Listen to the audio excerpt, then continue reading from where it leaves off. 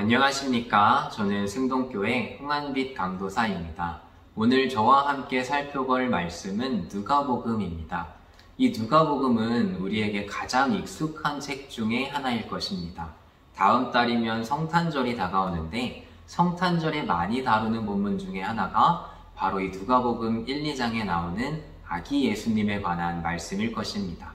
이렇게 우리에게 익숙한 성경인 누가복음을 살펴보면서 우리가 무엇을 알고 있고 또 모르고 있었는지를 또 정리해보는 귀한 은혜의 시간이 되기를 소망합니다. 제가 기도하고 시작하도록 하겠습니다. 사랑해 주님 감사합니다. 우리에게 누가복음을 배울 수 있게 하시고 이 누가복음을 통해 하나님의 복음과 그 은혜를 누리게 하시니 너무나 감사합니다. 주의 말씀을 배울 때에 우리에게 겸손한 마음과 진실한 마음을 허락하셔서 우리가 더욱더 하나님의 자녀로 자라가는 데 부족함 없도록 인도해 주옵소서. 이 모든 시간을 주님 인도하실 줄로 믿고 감사드립니다. 예수님 이름으로 기도합니다. 아멘. 제가 누가복음의 이 강의의 제목을 약속하신 사랑의 이야기 복음이라고 지어봤습니다. 과연 우리에게 어떤 사랑의 이야기를 또 어떻게 기록해서 전달했는지 누가복음을 시작해 보도록 하겠습니다. 먼저 누가복음이란 어떤 책인지 간단하게 살펴보고 그 배경과 특징 또 신학적인 주제를 알아보도록 하겠습니다. 누가복음은 신약에서 가장 긴 책입니다. 누가복음과 사도행전, 이 누가가 다 기록을 한 책이거든요. 누가가 기록한 누가복음과 사도행전을 합하면 신약 성경의 4분의 1이 넘는 분량이 된다고 합니다. 누가복음은 공관복음서 중에서도 가장 종합적이면서 또 독창적인 성경입니다.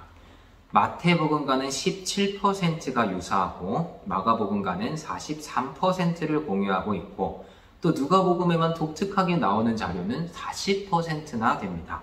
누가복음만이 가지고 있는 메시지가 이 누가복음 중심부에 주로 배치가 되어 있는데 그 메시지는 예수님의 기도, 찬양과 기쁨, 성령, 성전에 대하여 또 제자도란 무엇인지 또 원수 사랑과 가난한 자에 대한 복음이 어떤 건지 다양하게 우리에게 전달을 해주고 있습니다. 그렇다면 우리는 누가복음을 왜 누가복음이라고 부르는 걸까요? 복음서를 기록한 저자의 이름은 다른 사복음서에서도 나타나질 않습니다. 복음서의 본문에도 등장을 하지 않고 복음서의 내용에서도 어떤 걸 힌트를 주고 있지 않습니다. 그러나 이 네 사복음서들이 익명의 복음서 이렇게 회람된 적이 단 한 번도 없습니다. 각각 마태의 복음, 마가의 복음, 그리고 누가의 복음서라고 불려왔습니다. 오늘 우리가 살펴볼 누가복음도 누가에 따른 복음, 누가에 따른 거룩한 복음, 혹은 또 누가에 따른 복음의 시작, 또 짧게는 누가에 따른 책이라는 제목으로 우리에게 불려지게 되었습니다. 과연 이렇게 불려진 누가복음이 어떤 배경을 가지고 있는지 계속해서 보겠습니다. 누가는 누구일까요? 성경에 3군데 정도 등장을 합니다. 초기 기독교의 구성원으로 사도 바울의 전도 여행에 동행했던 사람인데 골로새서에서는 누가를 사랑받는 의사라고 소개를 하고 있습니다.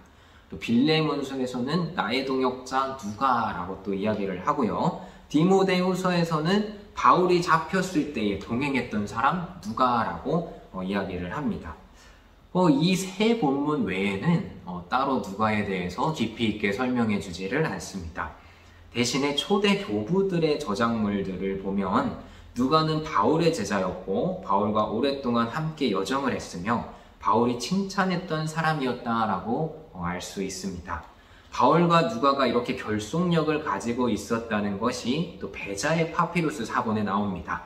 이 베자 파피루스 사본을 근거로 해서 이 사도행전 11장에 나오는 안디옥 공동체, 이 공동체에 누가가 있었을 것이다 라고 추측을 하기도 합니다.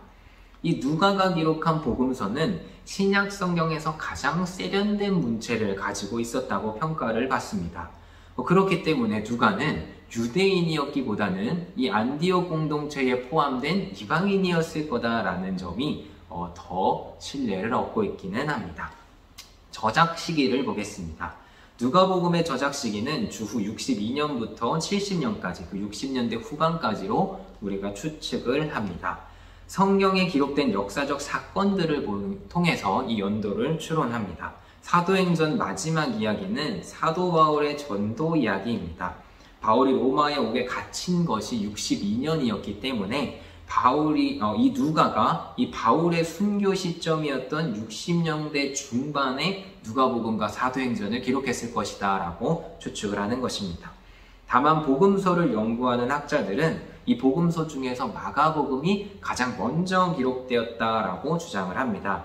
따라서 이 누가복음이 기록된 시점인 예루살렘 멸망, 이 70년을 기점으로 해서 이 누가복음도 70년까지 이 기록이 되었을 거다라고 우리가 추측을 하는 겁니다. 따라서 62년부터 70년 사이의 시대에 아마 저작이 되었을 거다, 기록이 되었을 거다라고 추측을 해볼 수 있습니다.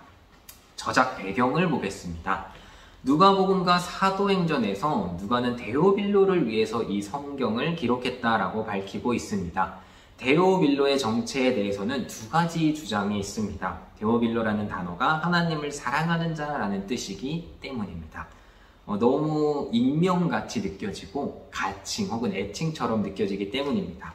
어떤 학자들은 데오빌로는 다수의 그리스도인을 지칭한다라고 주장을 하기도 합니다. 따라서 누가는 누가복음과 사도행전을 복음서가 기록된 시대를 살아가던 그리스도인들을 위해서 기록했다라고 주장을 하기도 합니다.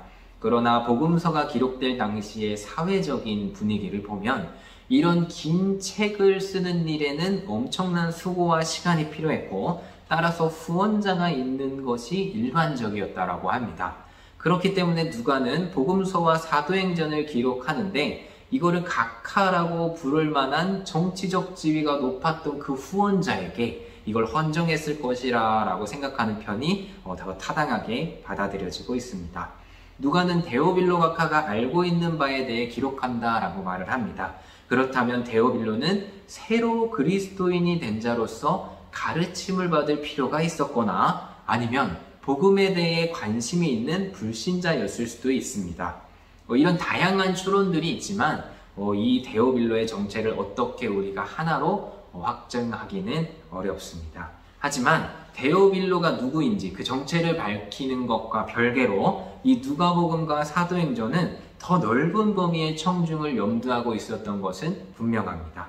두 책의 후원자가 실존했든지 아니든지 누가는 이 책들이 초대 그리스도인들을 위해서 기록되었다라는 것을 우리가 알 수 있습니다.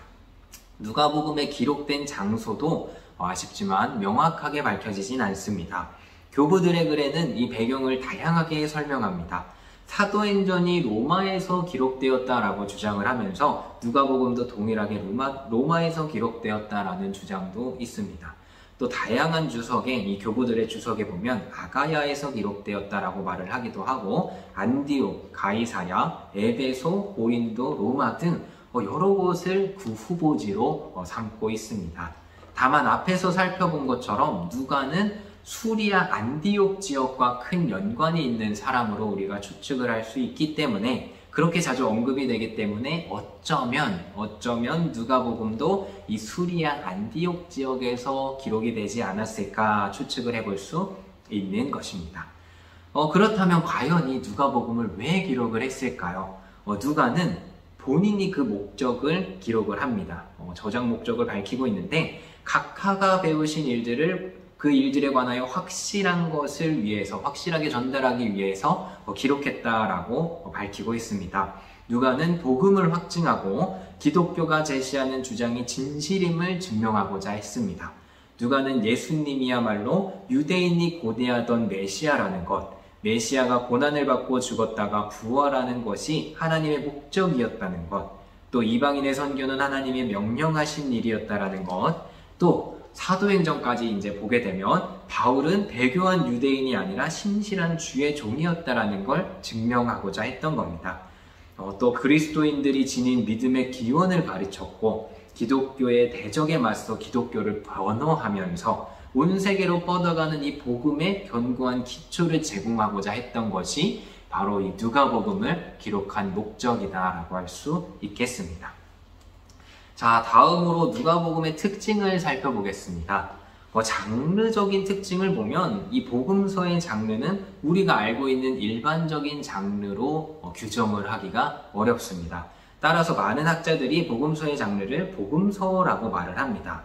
복음서는 예수님의 출생에서부터 죽음까지를 다루고 있습니다. 굉장히 드라마틱하게 다루고 있는데 심지어 부활까지 다루고 있습니다. 따라서 이 복음서를 전기문학이다, 위인전과 같은 전기적인 문학이다 라고 주장을 하기도 합니다. 그런데 복음서에서는 예수님의 행적이 세세하게 다 기록되어 있지는 않습니다. 이게 무슨 말인가 하면 33년의 예수님의 생애 가운데에 우리에게 기록된 것은 공생애에 굉장히 집중이 되어 있습니다. 이 복음서에는 예수님의 공생애를 기록을 해서 개인적인 생애보다는 기독교 공동체에 필요한 내용들과 또 구속사역이라는 신앙 문제에 초점을 갖고 있기 때문에 이것을 전기적인 문학이다 라고만 이야기를 할 수는 없는 겁니다. 또 누가복음의 서문에 보면 기독교의 기원과 역사를 소개할 목적으로 예수님과 또 그 제자의 행적을 세세히 기록했다라고 밝히고 있습니다. 그렇다면 역사를 기록했으니까 역사서가 아닐까 생각을 해볼 수 있습니다. 그런데 예수님의 이 기록이 역사적 사건의 순서만을 따르고 있지는 않습니다. 그래서 우리가 역사서라고도 말을 할 수 없는데 이걸 보면 복음서에는 어떤 앞뒤의 내용이 바뀌어 있든지 생략되고 축약되고 변경되어 있는 것들을 보게 됩니다. 따라서 단순히 역사서라고만도 말할 수 없는 겁니다. 그렇다고 해서 이걸 신앙 고백으로 볼 수도 없고 신학 논문이나 교리 문답도 아닐 겁니다. 서신이나 시간서는 더더욱 아닙니다. 따라서 이 복음서는 기존의 어떤 문학적인 장르 그걸로 규정할 수는 없으며 다만 하나님의 아들 예수 그리스도의 복음을 더 효과적으로 전달하기 위한 독특한 장르다라고 우리가 이야기를 합니다.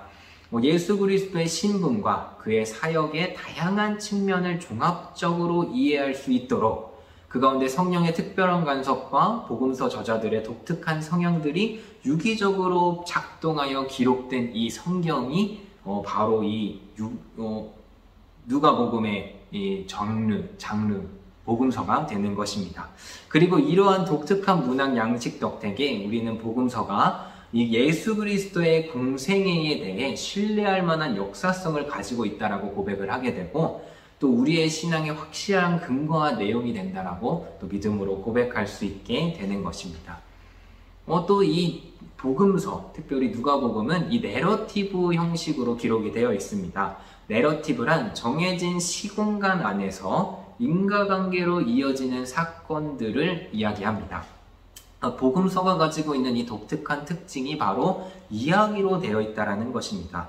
이 복음서 본문을 이해하기 위해서는 특정 시공간 내에 흘러가는 사건별로 다루어야 하는 것이 필수적입니다.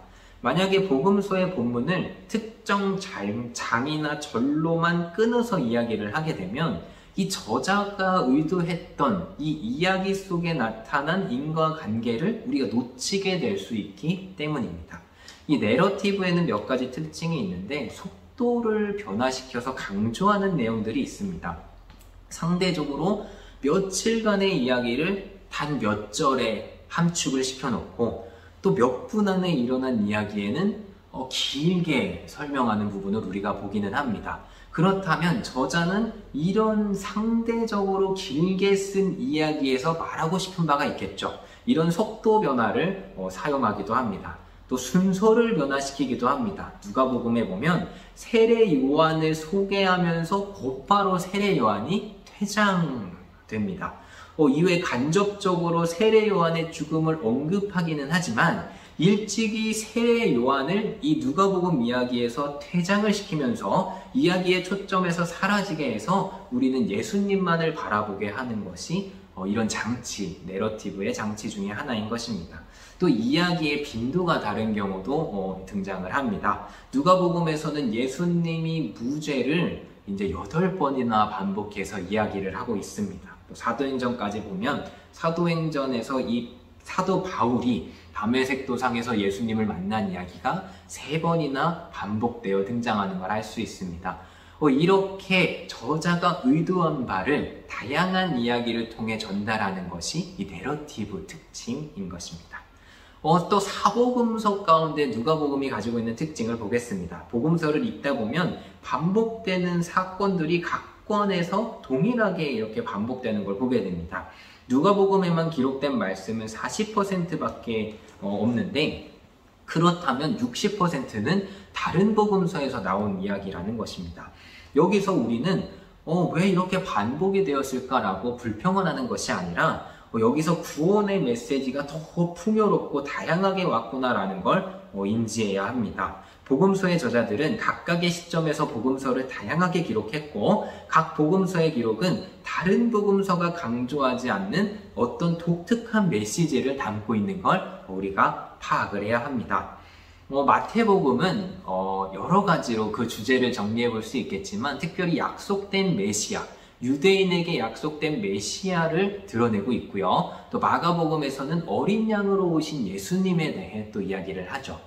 또 그에 비해 누가복음은 흠이 없는 인자로 오신 예수님에 대해서 이야기를 하는데, 특별히 인간과 하나님 사이의 중보자가 되심을 강조합니다. 그래서 인자에 관한 진술이 26번이나 강조가 되었고, 인자가 오신 목적이 잃어버린 자를 찾아 구원하기 위함이다라는 걸 밝혀 말하셨고, 또 중보자로서 성령이 오실 거다라는 것까지 우리에게 전달을 하는 책이 누가복음이 됩니다. 또 요한복음은 성육신하신 예수님에 대해 이렇게 이야기를 해주고 있습니다. 다음으로 누가복음에 나타난 신학적인 주제들을 우리가 살펴볼 겁니다. 여러 가지 주제들이 있는데 기억하시기 편하게 제가 5가지 정도로 축약을 해봤습니다. 먼저 가장 중요한 약속의 성취를 볼 겁니다. 하나님의 베푸신 구원, 또 하나님의 주권으로서 이 약속이 성취가 되었습니다. 누가복음에서는 이 베푸신 구원의 도래와 이제는 모든 곳에서 이 구원을 얻을 수 있다라는 걸 우리에게 알려줍니다.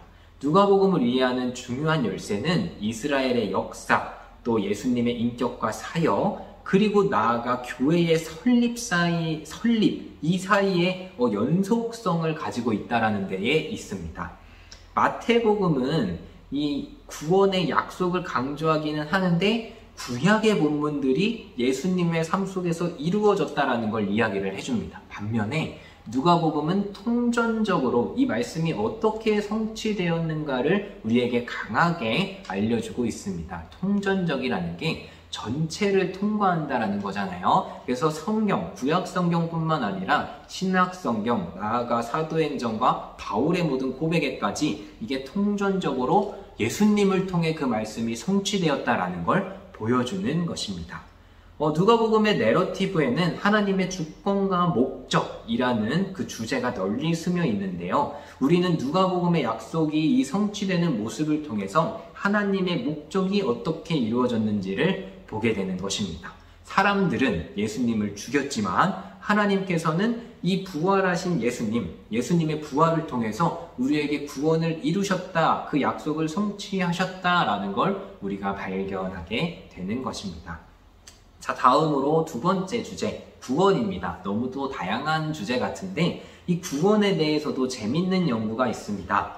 누가복음에는 이 구원이라는 주제가 다른 복음서보다 훨씬 더 강조가 됩니다.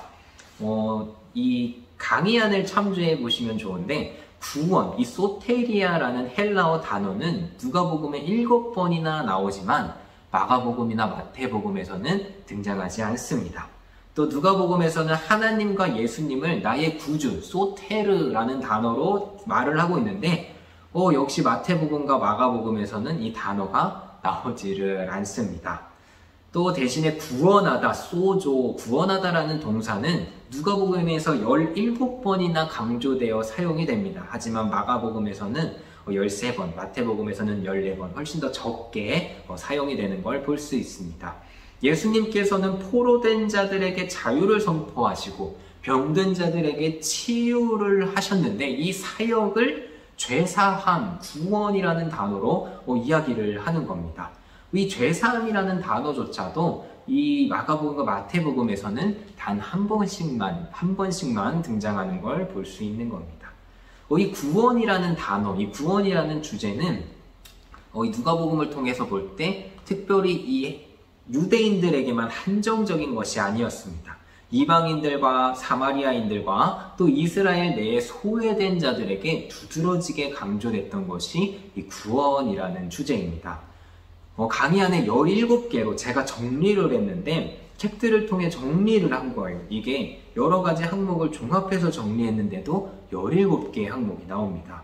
빨리 읽어보겠습니다. 마리아의 임신을 축하했던 이방인들의 이야기, 그 목자들과 이방인들의 이야기가 누가복음에만 등장을 합니다.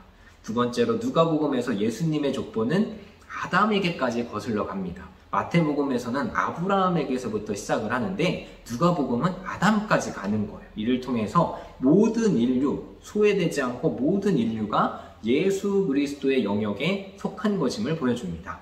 세 번째, 예수님은 사렙다 과부와 나아만에 대해서 긍정적으로 설명을 하고 있습니다. 네 번째, 예수님은 병낫기를 구하는 이방인, 그 백부장의 요청을 들어주셨습니다. 다섯 번째, 예수님의 가르침은 이방인들도 하나님의 목표, 하나님의 구원의 목표에 포함된다라는 걸 암시하고 있습니다. 여섯 번째, 제자들은 모든 족속에게로 보내졌습니다. 일곱 번째, 예수님은 사마리아 성으로 들어가셨습니다. 여덟 번째, 예수님은 선한 사마리아인의 비유에서 특별히 사마리아인을 주인공으로 해서 비유로 설명해 주셨습니다. 아홉 번째, 예수님께 감사의 뜻을 표한 유일한 사람이 사마리아인이었습니다. 열 번째, 여인들에 관해서 굉장히 자주 등장합니다. 대략 15번이나 등장을 한다고 합니다. 11번, 예수님은 가난한 자들을 위해서 기쁜 소식을 가지고 오셨습니다. 12번, 예수님을 비난했던 이유 중 예수님을 비난했던 그 주제가 뭐냐면 예수님이 세리와 죄인들의 친구였다라는 이야기 때문이었습니다. 13번째, 예수님은 사회적으로 추방된 자들이었던 문둥병자를 치료하셔서 다시 이스라엘 공동체 가운데로 복귀하게 하셨습니다. 14번째, 예수님은 두 죄수와 함께 십자가에 달리십니다.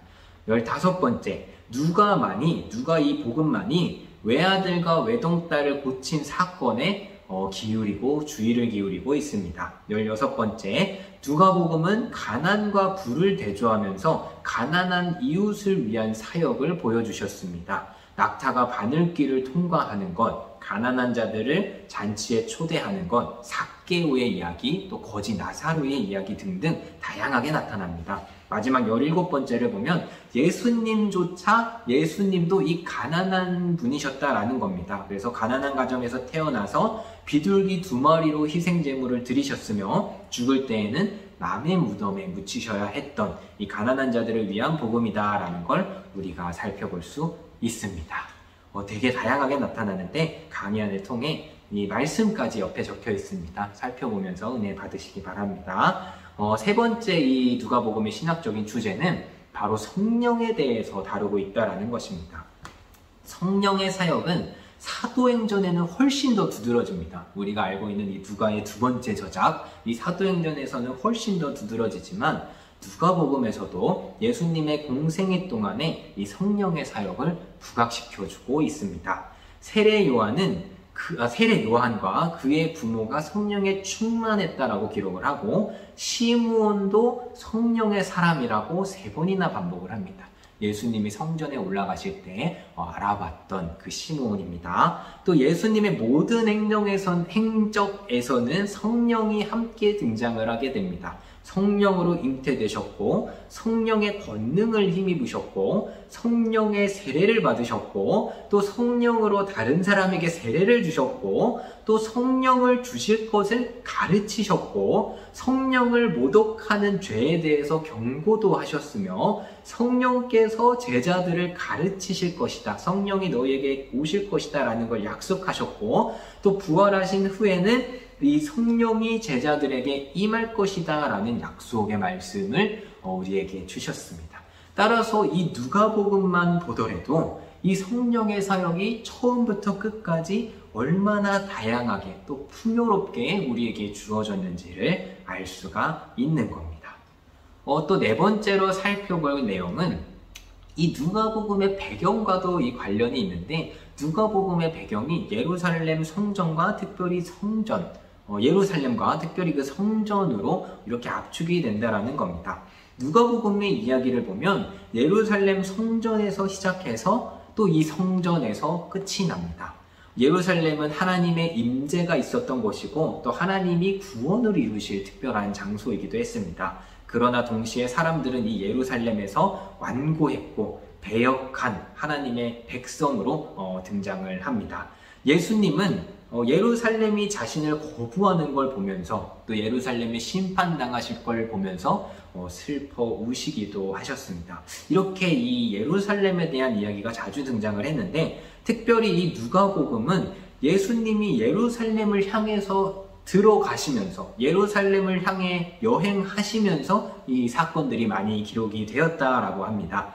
그리고 마지막에는 이 예루살렘에서 이 복음이 땅끝으로 퍼져나가는 이야기가 나타나는 거지요.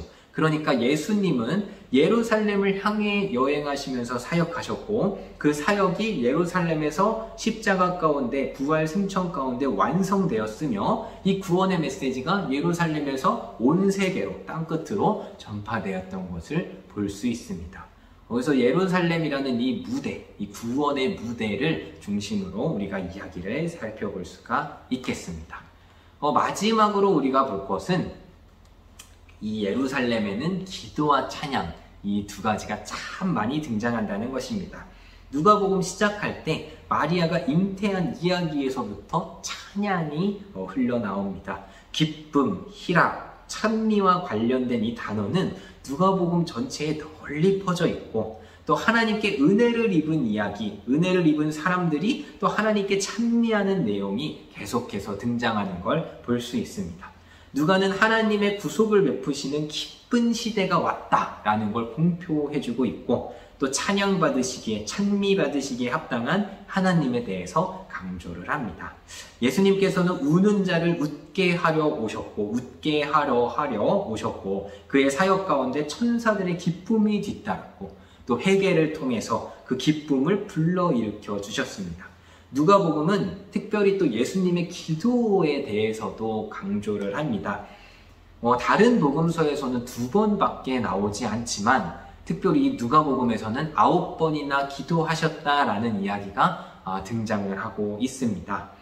예수님께서 세례를 받으실 때도 기도하셨고, 나병에 걸린 사람을 고치신 뒤에도 기도하셨고, 12제자를 부르시기 전에도 기도하셨고, 제자들과 시간을 보내실 때에도 기도하셨고, 또 변화상에서 변화가 되실 때도 기도하셨고, 제자들에게 기도를 가르치실 때도 기도하셨고, 또 베드로가 부인할 것을 알고 베드로를 위해서 또 제자를 위해서 기도하셨고, 십자가에서 당신을 죽인 자들을 위해서도 기도하셨고, 마지막 숨을 거두실 때까지 예수님께서는 기도하셨다라고 누가복음에서는 알려주고 있습니다.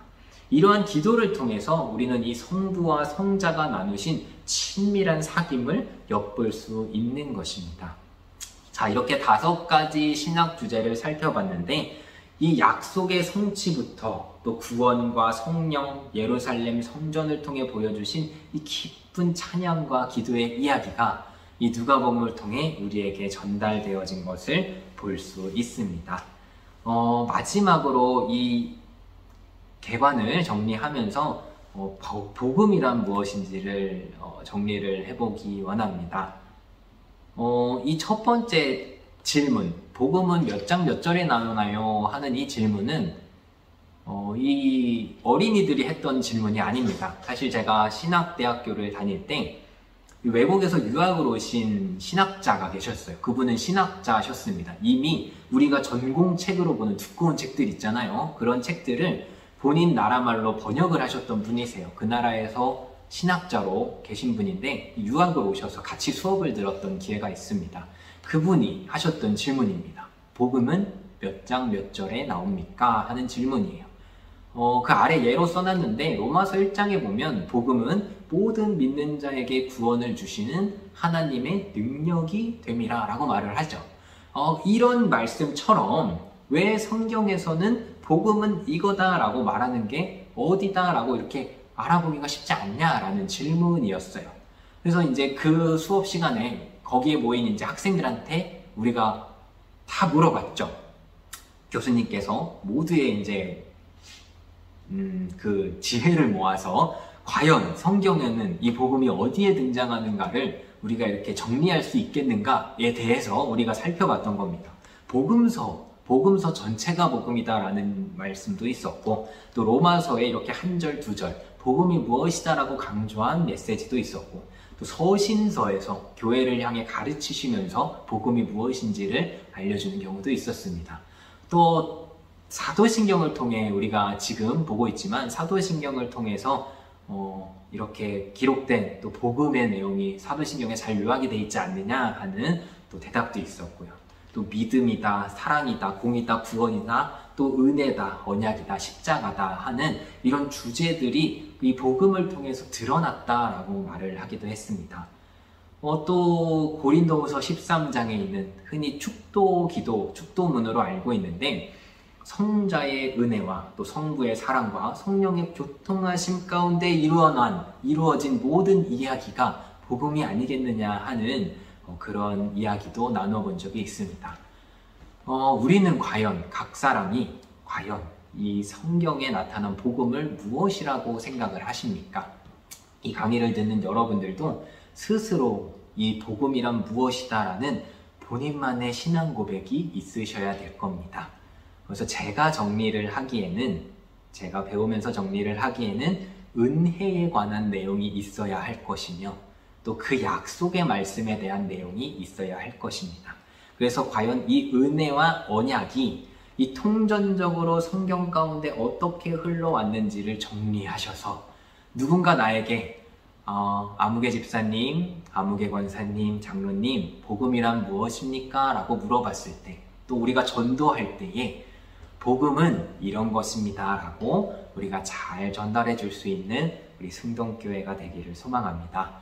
오늘 배워본 이 강의의 내용을 정리하시면서 또 누가복음을 읽으시면 강의 안에는 특별히 이 구조를 또 나눠놓은 표도 있거든요. 이런 이야기가 있구나 정리하시면서 누가복음의 내용을 잘 정리해 보시면 아마 우리 안에 복음이 무엇인지 다시 한번 이렇게 확인해 볼 수 있는 시간이 되리라 믿어 의심치 않습니다. 복음을 더욱더 확고히 하고 또 그 복음이 무엇인지를 우리가 잘 배우고 알아가는 귀한 또 이 개관의 시간이 되었기를 소망합니다. 제가 기도하고 오늘 이 누가복음 성경 개관을 마치도록 하겠습니다. 하나님, 우리가 이 누가복음에 나타난 이 이웃사랑과 또 성령의 행하신 그 사역들을 우리가 함께 살펴봤습니다.